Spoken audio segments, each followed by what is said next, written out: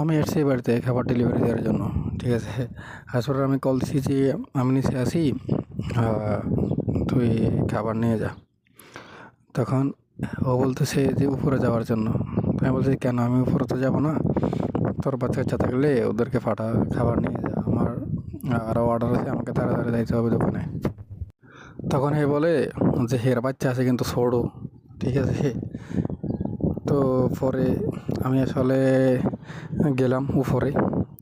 উপরে যাওয়ার পরে ওর বাচ্চা বেড়েছে, ওর বাচ্চাটা দেখতেছি আমার থেকে বড়, ঠিক আছে। ওর চুলগুলা ফাঁকা ফাঁকা হয়ে গেছে কিছুটা, ঠিক আছে। আর ওই বলতেছে ওর মানে বাচ্চাটা নাকি ছোটো। এই হলো অবস্থা ভাই। বাচ্চা ও বলতে বাচ্চা ছোটো, অথচ ওর বাচ্চার চুলগুলোও ফাঁকা ফাঁকা অবস্থা, ঠিক আছে। কি আর করবো ভাই, পরিস্থিতি এরকমই, কিছু বলার নাই। আমরা মিথ্যা বলে সমস্যা, ওরা মিথ্যা বলে সমস্যা না।